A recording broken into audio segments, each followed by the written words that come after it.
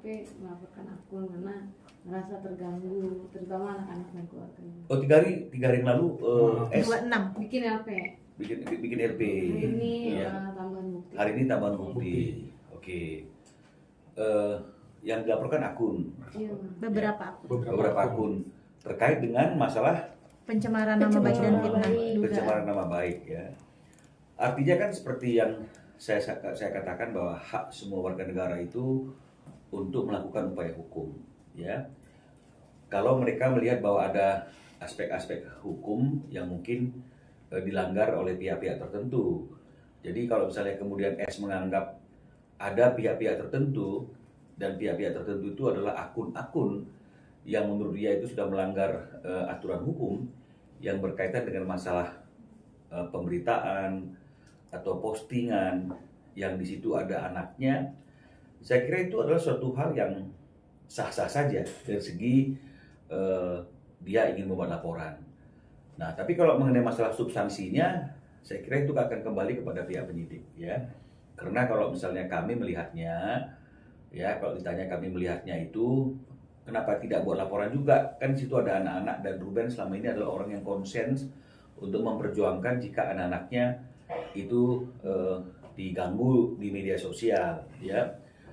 Nah, kenapa kami tidak melakukan hal itu atau Ruben tidak menyampaikan hal itu kepada kami untuk melakukan upaya hukum? Karena kami melihat bahwa apa yang disampaikan oleh konten-konten oleh netizen itu menurut kami adalah penyampaian informasi, ya, penyampaian informasi berkaitan dengan masalah dugaan adanya eksploitasi anak, ya. Dan hal itulah yang memicu mungkin kemarahan-kemarahan dari banyak masyarakat akibat adanya dugaan eksploitasi anak dan kemudian adanya dugaan statement-statement yang merendahkan ayahnya anak-anak, ya. Jadi kami melihatnya bahwa itu adalah support, ya, support dari netizen ketika dia melihat sesuatu yang menurut dia ada ketidakadilan, ya. Jadi itu yang membuat kami mungkin tidak akan memilih cara yang sama kepada akun itu seperti apa yang dipilih oleh S, ya. Nah, jadi kalau misalnya kita lihat pasal-pasalnya kan ini bicara mengenai masalah mentransmisikan suatu informasi atau data tanpa izin atau tanpa hak, ya. Nah, sebenarnya kan kalau misalnya kita lihat dari dari kebiasaan orang bermedia sosial, banyak postingan-postingan yang sudah masuk di area publik, kemudian ini di-repost ulang, ya, di-repost ulang. Karena tanpa ada repost itu sebenarnya datanya juga sudah menjadi data digital, jejak digital yang artinya siapapun orang mungkin bisa melihatnya, karena sudah ada, ya. Jadi kalau misalnya kemudian di-mention lagi supaya untuk reminding lagi, kemudian di-repost lagi, dan kemudian dianggap itu sesuatu hal yang melanggar aturan hukum, atau misalnya kemudian dianggap itu mengganggu privasi anak-anaknya, saya kira itu sah-sah saja. Tapi kalau menurut kami sih ya itu belumlah dapat dikatakan sebagai suatu kejahatan, menurut pendapat kami, ya. Karena niatnya itu kan jelas bukan niat untuk menjatuhkan nama baik seseorang, bukan niatnya itu untuk menyerang kehormatan seseorang, niatnya bukan ada hal-hal yang lain, niatnya hanya ingin mereminding bahwa ada jejak digital yang seperti ini, ya, ada catatan-catatan yang seperti ini. Nah, dan kalau misalnya kemudian ada data-data yang kemudian itu dipakai sebagai pengingat bahwa ada satu perbuatan yang patut diduga itu adalah perbuatan yang melawan hukum, dalam hal ini eksploitasi anak, menurut kami di mana salahnya, ya. Coba kita bayangkan, misalnya kemudian ada orang yang memviralkan atau merekam suatu kejadian, ya, dan kemudian itu dia posting, dan akhirnya akibat postingan itu orang yang melakukan sesuatu perbuatan yang melawan hukum, patut diduga melakukan perbuatan melawan hukum, itu akhirnya mendapatkan tindakan hukum karena postingan tersebut, karena video yang disebarkan tersebut. Apakah kemudian orang yang kemudian dikenai sanksi hukuman itu boleh melaporkan orang yang menyebarkan video itu sehingga ada penegakan hukum mengatakan bahwa kamu sudah salah karena telah mentransmisikan, telah menginformasikan suatu data tanpa izin dari saya sebagai orang yang ada di dalam video tersebut.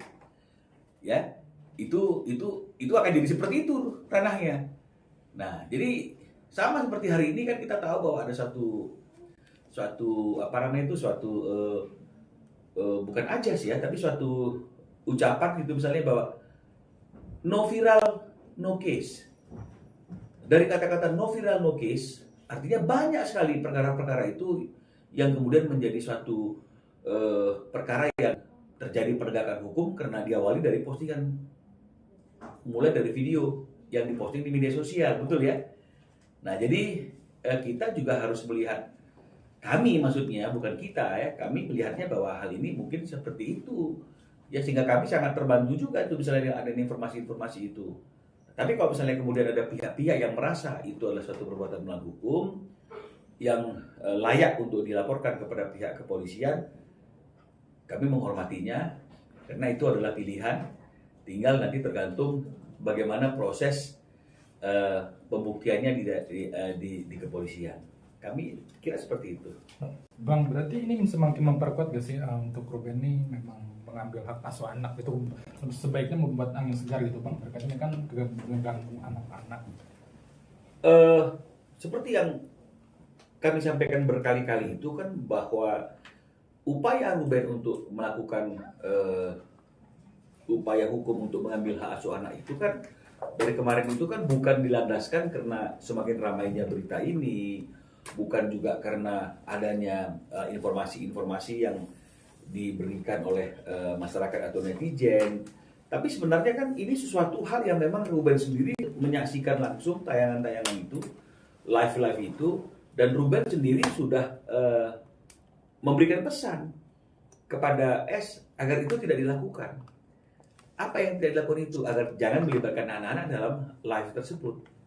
Apalagi mengajak dia untuk ikut bersama dalam mempromosikan produk-produk yang diperjualbelikan dalam data tersebut.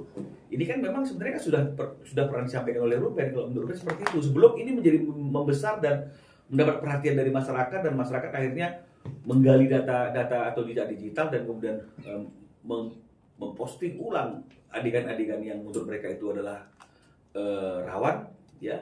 Ini kan sebenarnya kan sudah, dan itu yang membuat Ruben juga semakin mantap sih sebenarnya untuk melakukan upaya agar hak asuh itu dapat diambil oleh dia, karena dia merasa anak-anak tidak berada dalam lingkungan yang aman, dan kemudian dia juga tidak mendapatkan haknya untuk berkumpul 2-3 hari dalam 1 minggu. Jadi artinya apapun yang terjadi hari ini, bukan itulah yang menjadi landasan pemikiran tindakan Ruben untuk mengambil hak asuh itu. Jadi ya silakan saja, meskipun ada laporan apakah itu memperkuat, ya kita lihat saja nanti. Tapi yang pasti keputusan itu diambil bukan dilandaskan karena ada hal-hal seperti itu. Ya, tapi kalau misalnya dikatakan bahwa informasi itu semakin meneguhkan bahwa memang ada dugaan pelanggaran itu tadi, artinya yang dianggap Ruben sesuatu yang tidak patut itu, karena dia pesan anak jangan dilibatkan karena menurut Ruben itu adalah eksploitasi anak, ternyata ini diaminin oleh banyak orang yang kemudian menyampaikan pendapatnya melalui postingan-postingan media, melalui beberapa akun tadi itu. Nah, kalau memang misalnya kemudian akun itu dilaporkan karena dianggap melanggar ketentuan perundang-undangan, saya kira itu haknya dia. Tinggal tergantung nanti bagaimana proses pembuktiannya. Berarti itu adalah salah satu ketakutan Ruben ya. Makanya dia anak jangan dilibatkan, dan akibatnya sekarang anak-anak mulai terganggu ya berarti Bang. 2 hari itu Bang udah dipikirin Bang. Iya, kan makanya begini, anak-anak terganggu itu kan kalau anak-anak melihat media sosial. Sekarang kan tinggal kita perlu pertanyakan, apakah anak-anak itu selama ini aktif memegang gadget sehingga dia bisa melihat apa yang terjadi saat ini, sehingga akhirnya kemudian terganggu dengan pemberitaan-pemberitaan yang berkaitan dengan mereka, atau dari mana anak-anak ini tahu informasi dari orang lain? Ini kan juga perlu diperjelas. Karena kalau nanti misalnya ternyata anak-anak ini tahu sendiri